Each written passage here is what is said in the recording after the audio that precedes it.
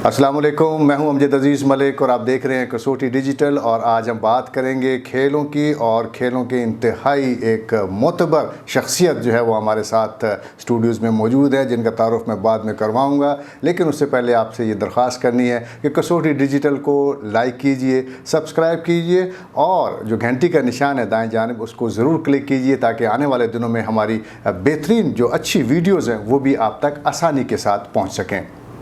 नाज़रीन, आज हमने जिस मेहमान शख्सियत को दावत दी है उनका ताल्लुक़ खेलों से है। पहले एथलीट रहे, पाकिस्तान के लिए बेशुमार कामयाबियां हासिल की, फिर पाकिस्तान एयरफोर्स में आए तो उन्होंने स्क्वाश खेल को जिस कदर तरक्की दी उसका तसव्वुर महाल है। और फिर उसके बाद उन्होंने फ़ुटबॉल के मैदानों में कदम रखा और फ़ुटबॉल में पाकिस्तान की तरक्की के लिए जो इक़दाम किए वो भी पाकिस्तान में खेलों की तारीख़ का एक सुनहरा बाब है। और जब हम स्क्वाश की बात करेंगे और जब गुफ्तगू में हम इस सिलसिले को आगे बढ़ाएंगे तो यकीनी तौर पर इस शख्सियत पर आप सबको मुझसे ज़्यादा फ़ख्र होगा। आज हमारे स्टूडियोज़ में मौजूद हैं wing commander retired Pervez Saeed Mir साहब। बहुत शुक्रिया परवेज़ साहब, और मेरे पास अल्फाज नहीं है कि मैं आपका शुक्रिया अदा करूं कि आप हमारे स्टूडियोज़ में तशरीफ़ लाए, और ख़ुशी का भी जो है वो कोई इस वक्त इंतहा पर है। बहुत मेहरबानी, बहुत बहुत शुक्रिया आपका कि आपने मुझे ये मौका दिया कि मैं आपके साथ इस प्रोग्राम में हिस्सा ले सकूं। एथलेटिक्स की अगर बात स्टार्ट करें तो आपको शौक़ एथलेटिक्स का था, आप एथलीट थे, आपने पाकिस्तान के लिए कामयाबियाँ भी हासिल की। क्या आजकल के दिनों में जो एथलेटिक्स है उसमें और उन दिनों में क्या फ़र्क है? नहीं, मेरा ख़्याल है कि उस दिनों में एक्चुअली ये था कि अगर आप उसको गौर से देखें कि जो हमारा 54 या 58 एशियन गेम के जो रिज़ल्ट है ना, वो पाकिस्तान मेड रिज़ल्ट नहीं है। वो एक्चुअली इंडिया 47 में हम आज़ाद हुए थे, तो उसी की फ़्लो में ना इंडिया में एक प्रोग्राम चलता था, जिसकी वजह से कि इंडिया बहुत बड़ा कंट्री था, तो उसमें से पाकिस्तान के कुछ लोग, जैसे कि उधर मिल्खा सिंह था, इधर खालक वगैरह थे, राजक वगैरह थे, ये सारे लोग, तो ये एक ही एज ग्रुप के थे सारे। तो ये जो तो ना दो बैच, ये तो मैं कहूँगा कि ये पाकिस्तान की प्रोजेक्ट नहीं थी, ये पाकिस्तान सब कॉन्टिनेंट की प्रोजेक्ट थी। लेकिन उसके बाद जो यूनुस आया, अब्बास आए और नुसरत इकबाल शाही आए, ये लोग आए, इन्होंने बड़ा अच्छा कंट्रीब्यूट किया। और मैं स्पेशली ये नदीम जो जेवलिन वाला है, इसने बड़ी एफर्ट की और पाकिस्तान एथलेटिक्स फेडरेशन में इसमें बहुत काम किया है। और जो आजकल मैं देख रहा हूँ, जो मैं पिछले ट्रायल की बात करता हूँ कि जो कि ये रमज़ान के महीने के एंड में हुए हैं, मैंने आज तक पाकिस्तान में इतनी अच्छी 100 मीटर, 200 मीटर, 400 मीटर रेस और उसके बाद 1500 मीटर रेस के मैंने मुकाबले नहीं देखे। और हाई जंप, जेवलिन थ्रो तो हमारा अच्छा ही है। तो ये मेरा ख्याल है कि अच्छा काम हो रहा है।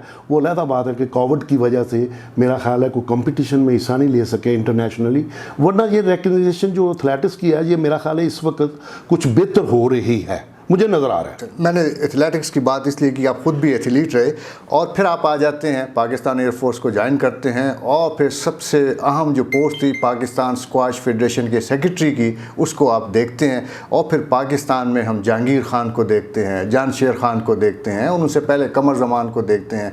बड़ा कंट्रीब्यूशन था आपका। क्या ख़ास काम आपने किया? वजह क्या थी कि स्क्वाश का खेल उन दिनों में बहुत पॉपुलर हुआ? नहीं, एक्चुअली जब जहाँ चैम्पियन हो वहाँ तो पॉपुलर होना है। हमारे पास एक्चुअली 7 चैम्पियन रहे हैं। ये रोशन खान से शुरू करें, हाशिम खान से शुरू करें, फिर मोहिबुल्ला आ जाता है, फिर ये कमर जमान, ये हमारे तो कंपनी थी हमारी तो उनकी। लेकिन जहांगीर खान जो है ना, ये एक्चुअली ये उसके बाप की और उनके सारी कारकर्दगी, ये एक्चुअली जानशेर जो था ना, ये उस वक्त इसके भाई इंग्लैंड में होते थे, तो हमारा इनके ऊपर एयरफोर्स के साथ थोड़ा सा अच्छा, मतलब हमारा इनके साथ जॉइनिंग हो गई, जिसकी वजह से ये हमारे पास रहा और हमने इसको एयरफोर्स में इंडक्ट कर लिया था एट द एज ऑफ 14। हमने इनको, मुझे याद है कि जब आपके ऑफिस में आया करता था तो जूस की बातें होती और खानों की बातें होती और मेस में रहना, खिलाड़ी खाने पीने के बगैर तो अगर आप खिलाड़ी को खिलाड़ी बनाना चाहते हैं, अच्छा खिलाड़ी बनाना चाहते हैं, तो उसका वो खुद बड़ा डिटरमिन था, वो बड़ा hard working. Jansher Khan one of the hardest, मतलब जिसको कहते हैं ना ट्रेनर जो था ना, वो ट्रेनिंग से कभी घबराया नहीं था और बड़ी उसके अंदर टैलेंट था बड़ा। अल्लाह ताला ने उसको बड़ा हाइट बिल्ट, उसकी जो फिजिक बॉडी थी वो लेकिन जो प्रैक्टिस थी, जो ट्रेनिंग थी, वो जितनी हार्ड वो करता था, मेरा ख्याल है शायद ही दुनिया में किसी और स्क्वॉश के प्लेयर ने की हो जितनी। वो दुनिया का बेस्ट बॉल रिट्रीवर था, ये मानना पड़ेगा कि Jahangir was on the top of his peak जिस वक्त जानशेर ने उसको एट द एज ऑफ 17 उसको भी, ठीक है एज का फ़र्क होता है, लेकिन जो एक्सपीरियंस होता है ना, वो एक्सपीरियंस ही होता है। और मेरे ख्याल में जानशेर खान ने जो परफॉर्मेंस दी है वो जहांगीर से ज़्यादा तो नहीं हो सकती, लेकिन जो उसको पकड़ा है जिस वक्त, उस वक्त पाकिस्तान को बड़ी ज़रूरत थी एक और चैम्पियन की। और मेरा ख्याल है वो 6, 7, 8 साल उसने उसके बाद सर्व किया, but he was a very hard working. Mir साहब, अगर हम आपसे ये पूछें कि जहांगीर खान बड़ा खिलाड़ी था या जानशेर? यार ये मुकाबले दोनों पाकिस्तानी थे, दोनों पाकिस्तान के लिए बहुत अच्छा सर्व किया इन्होंने। और मेरा ख्याल है कि बहुत कंट्रीब्यूशन है, नो डाउट कि हाशिम खान और रोशन खान और अपना जो मुहिबुल्लाह सीनियर वगैरह या आज़म खान, ये भी इनकी बड़ी कंट्रीब्यूशन थी। लेकिन जो ये ज़माना था ना, जो जिस ज़माने में ये दो आए, उसमें पाकिस्तान के लिए जो नाम इन्होंने स्कॉश को दिया ना, वो मेरा ख्याल है किसी और ने नहीं दिया। और दोनों प्लेयर अपने अपने क्लास में बड़े थे। एक तरफ जहांगीर खान को लें तो 10 ब्रिटिश ओपन चैंपियन उसके पास हैं, जहांगीर को, जानशेर को तो 8 वर्ल्ड चैंपियनशिप उसके पास हैं। सो ये दोनों मेरा ख्याल है ग्रेटेस्ट है। चलो, जब आप सेक्रेटरी थे पाकिस्तान स्क्वाश फेडरेशन के, कौन सा एक अच्छा काम आपने किया? मैंने ये तो बहुत ज़्यादा, मैं रैंकिंग के हवाले से कह रहा हूँ। हमने सबसे ज़्यादा कोशिश की कि कोच एजुकेशन प्रोग्राम जो है ना, उस पर काम किया जाए।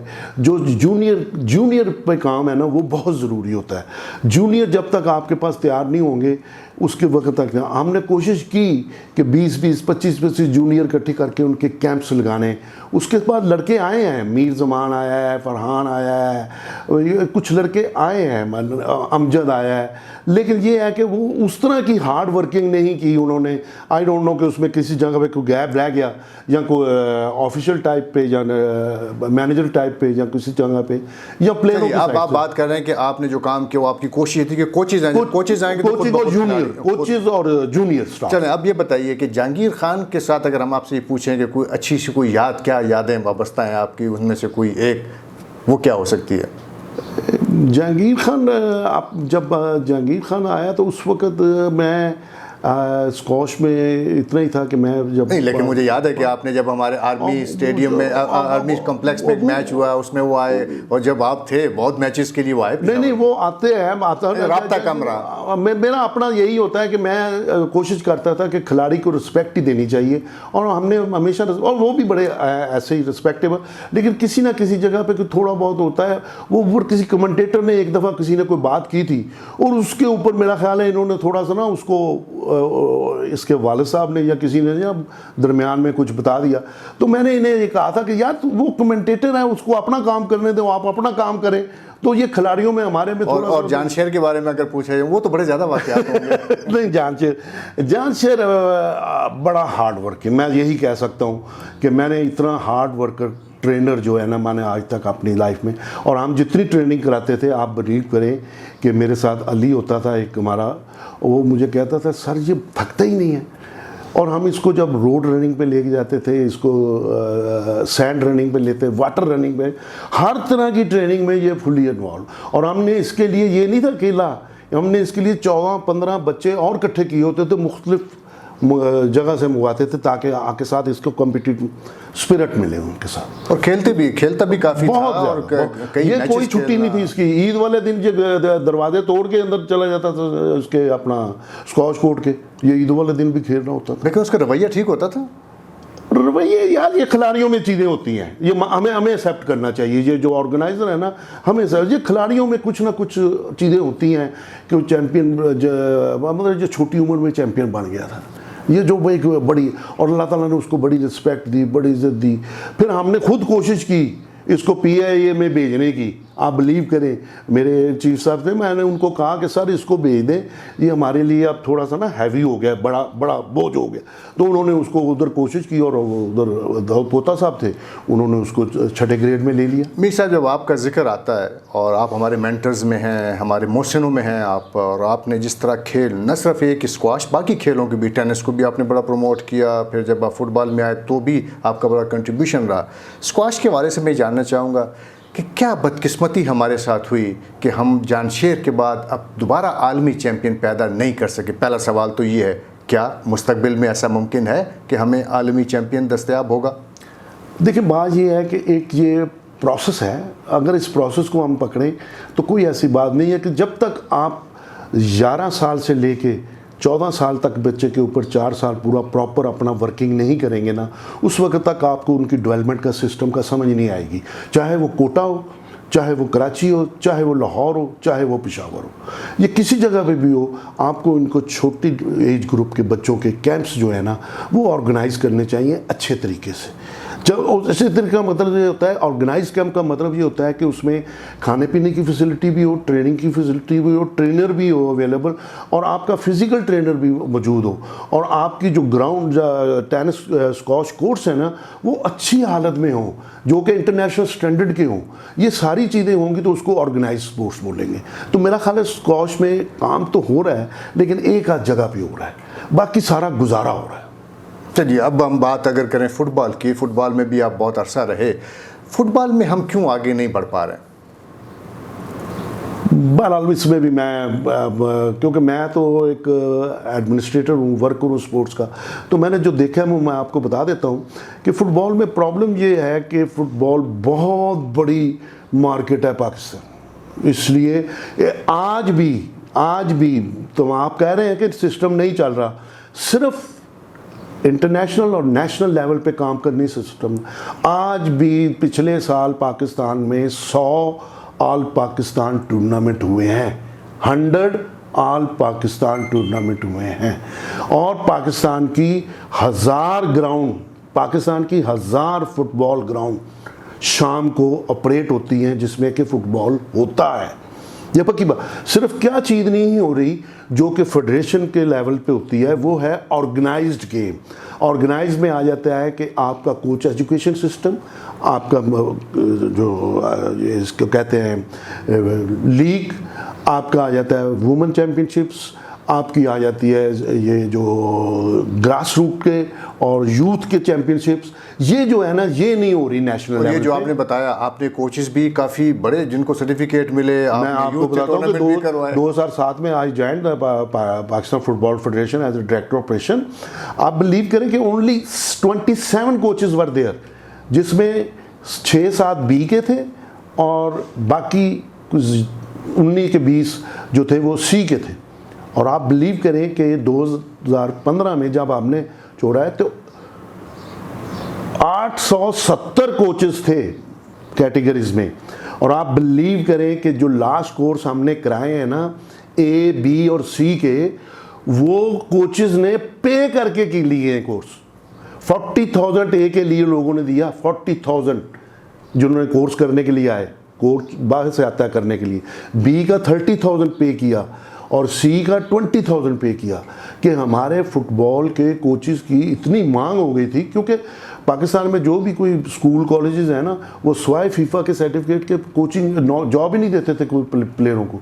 तो ये हमने पाकिस्तान फुटबॉल में बड़ा काम हुआ है, उस काम को रिकग्नाइज करने के लिए आप किसी से सर्टिफिकेट लेने की ज़रूरत नहीं है। लेकिन जो लीग थी, आप लीग को देखें कि इतनी ऑर्गेनाइज हो गई कि हमारे फुटबॉल के प्लेयर जो थे वो डिपार्टमेंटों में हॉकी और क्रिकेट से ज़्यादा पे ले रहे थे। लेकिन आपने डिपार्टमेंट्स की बात की, पिछली गवर्नमेंट ने तो सारे डिपार्टमेंट ही ख़त्म कर दिए स्पोर्ट्स के, और अब हम कोशिश में आए कि वापस बहाल किया जाए, नोटिफाई किया जाए वो नोटिफिकेशन। मेरा आपके साथ इससे पहले भी हुआ था, ये एक ऐसे ही जिसको कहते हैं ना स्पोर्ट्स के लिहाज से अच्छा डिसीजन नहीं है। हमारा जो कल्चर है ना वो पुराना कल्चर यही है, और ये सारे जितने टॉप क्रिकेटर हो, हॉकी हो, वॉलीबॉल हो, पर बास्केटबॉल, कोई भी, ये सारे इस डिपार्टमेंटल सिस्टम से गुजरे हैं। हमारे prime minister, ex prime minister, he played from PIA पे ये खेले। तो बात ये नहीं है, ये एक रॉन्ग डिसीजन है जो कि पाकिस्तान की स्पोर्ट्स के लिए अच्छा नहीं है। और मुझे कहना पड़ेगा कि हमारे जो अगर करते धरते हैं, अगर उन्होंने इस 6 महीनों के अंदर अंदर पाकिस्तान को रीवैम्पिंग और इसका स्पोर्ट्स डिपार्टमेंट को ऑर्गेनाइज दोबारा ना किया तो पाकिस्तान की स्पोर्ट्स 50 साल पीछे चली जाएगी और पीछे चली। हम वो सिस्टम नहीं ला सकते जो हम यूरोप, अमेरिका, इंग्लैंड वगैरह में सकते हैं, वो हमारा सिस्टम नहीं है। ये हमारा एक गरीब मुल्क है। हमारे खिलाड़ियों को पहले खाने पीने के लिए घर वाले डिपार्टमेंट वाले देंगे तो घर वाले उसको खेलने की इजाज़त देंगे। आप बिलीव करें, जो हमारा ये लड़का इस वक्त जैवलिन थ्रो का चैम्पियन है, ये 17 ग्रेड में वापडा में मुलाजम है। अब 17 ग्रेड का ये उसको वैसे तो कोई नहीं 7 ग्रेड में वापडा में देगा। And same to old players, हमारे हॉकी के देख ले, जो लेजेंड थे, जो दूसरे लोग थे, इन्होंने कैसा, ये डिपार्टमेंट हमारा कल्चर है, ये हमारी स्पोर्ट्स का कल्चर है, जो कि इन्होंने लास्ट टाइम एक्शन लेके गलत कर दिया। मैं अब भी रिक्वेस्ट करूंगा, मैं खिलाड़ियों की वजह से कहता हूं कि हमारे मुल्क में दूसरा कोई सिस्टम नहीं हो सकता जब तक हम स्पॉन्सरशिप का सिस्टम जो क्रिकेट में है वो ना लाएं, उस वक्त तक नहीं हो सकता। और दूसरा, हमारा थोड़ा सा लोगों का, हमारे पाकिस्तानियों का कल्चर ये है कि अगर क्रिकेट ठीक हो रही है ना तो वो समझते हैं सारी स्पोर्ट्स ठीक हो रही है। That is wrong. हमारा जो सिस्टम है ना, उसमें स्पोर्ट्स में एथलेटिक्स, ट्रैक एंड फील्ड पहले आती है। फुटबॉल सबसे बड़ी गेम है हमारी पाकिस्तान की। मैं आज भी कह सकता हूँ कि आप बन्नू में मैच कराएं, कोटा में कराएं, कहीं कराएं, 20-22 हज़ार का मजमा आपको टिकट के साथ मिलेगा। आप फुटबॉल का, क्रिकेट का अच्छे से अच्छा मैच खिला रहे हैं, 10 बंदे नहीं होंगे। तो जब इन लोगों को स्पॉन्सर मिलता है तो वो पाकिस्तानी फुटबॉल की तरफ कन्वर्ट करने के लिए एक थोड़े से बड़े आर्डर की ज़रूरत है, जो कि अगर वो कर लें तो हो सकता है, वरना स्पॉन्सरशिप के बगैर ये। और दूसरा, ये क्रिकेट के जो डिपार्टमेंटों की इन्होंने ख़त्म किया है, इसमें क्रिकेट को ज़हन में रख के किया, बाकी गेम को रख के नहीं किया। लेकिन ओवरऑल तो सारा नुकसान सारी गेमों उसमें तो हमारी गेमों का तो, बाकी गेमों का तो नुकसान ज़्यादा हुआ है। क्रिकेट वालों को तो फिर भी पहले 15-20 आदमियों को थोड़े बहुत पैसे मिल जाते हैं। वो जो इन्होंने बनाया था, वो बाहर से बंदे लाए थे, वसीम वो लाए थे उन्होंने। मैंने उसमें लिखा था एक ज़माने में कि ये अगले 2-3 साल के लिए तो चलेगा, उसके बाद नहीं चलेगा, और वही हुआ, बिल्कुल वही हुआ। और उसका इतना फ्लॉप हुआ इस वक्त ये सिस्टम कि अगर हमारी इस गवर्नमेंट ने या जिसने भी आने अगले 6 महीने साल में इसको दोबारा रीऑर्गेनाइज ना किया डिपार्टमेंटल सिस्टम को, क्योंकि इतना पैसा खर्च कर रहे थे SSGC, वापडा, अब नेशनल बैंक, दूसरे बैंक, ये तो पैसा। लेकिन देखो, आर्मी, एयरफोर्स, नेवी, उन्होंने तो उसको ट्रेनिंग कॉन्सेप्ट ले लिया है। वो तो कहते हैं जी हमारा तो ट्रेनिंग कल्चर है, हम तो इसको ख़त्म नहीं करेंगे। अब वो चल रहे हैं, बाकी ख़त्म हो गए। This is not on. चलिए, अब इस गुफ्तगू को थोड़ा सा इख्तिताम की तरफ ले जाते हैं। स्पोर्ट्स में आपका बड़ा कंट्रीब्यूशन रहा, तो अब आप उम्र के इस हिस्से में जब रिटायरमेंट की ज़िंदगी गुजार रहे हैं, गोल्फ भी खेलते हैं, अपने आप को आपने बिजी तो रखा हुआ है, लेकिन खेलों से अच्छी यादें क्या वाबस्ता रही हैं आपकी? नहीं, मेरे अभी भी यादें हैं। देखो, मैं बाई चांस मैंने एक ज़माने में एथलेटिक्स का एक इंस्ट्रक्टर कोर्स कर लिया था, और मैं आजकल कोर्स कराता हूँ एथलेटिक्स में ना। जो टेक्निकल ऑफिशियल होते हैं ना, उनको हम टेक्निकल लेवल के कोर्स होते हैं, 1 to 1 मैं कराता हूँ। मैंने खुद 2 किया हुआ है, 3 किया हुआ है, तो मैं इंस्ट्रक्टर हूँ। तो वो मैं साल में 1-2 कोर्स हमारे एथलेटिक्स फेडरेशन वाले ऑर्गेनाइज कर लेते हैं, और उसमें मुझे बड़ा मज़ा आता है। वो चाहे 5 दिन का होता है, लेकिन एक इंटरनेशनल लेवल का कोर्स, वरना उनको बाहर से मंगवाना पड़े इंस्ट्रक्टर, वो मैं कोई इधर अवेलेबल हूँ तो वो मैं कराता हूँ। तो मैं अभी लास्ट टाइम थोड़े दिन पहले वुमेंस का, लड़कियों का एक 20 लड़कियों का एक बैच था, उसको हमने टेक्निकल ऑफिशियल कोर्स कराया, जो कि बड़ा सक्सेसफुल गया। और मैं अभी तक अपने आप को इन्वॉल्व रखा हुआ है, और मैं रखना चाहता हूं जितनी देर तक काम चल फिर रहा है। बहुत शुक्रिया परवेज़ सईद मीर साहब, आप हमारे स्टूडियोज़ में तशरीफ़ लाए। अगरचे पेशावर से आपका बड़ा गहरा रिश्ता रहा, ताल्लुक़ रहा, लेकिन 18 साल में तीसरी मरतबा बहुत कम ये तादाद है, आपको ज़्यादा आना चाहिए। बड़ी खुशी है, मुझे बड़ी खुशी है। और मैं जब भी आता हूँ, आपको पता है, आप लोगों को या अपने खिलाड़ियों को जो भी मेरे साथ अपना अच्छा टाइम गुजरा हुआ है, मैं उनको ज़रूर मिलता हूँ, और मैं इंशाल्लाह मिलूंगा लोगों। तो हमें उम्मीद है कि आइंदा भी मुलाकातों का ये सिलसिला जारी रहेगा। आपकी आमद का बहुत शुक्रिया। बहुत शुक्रिया आपका।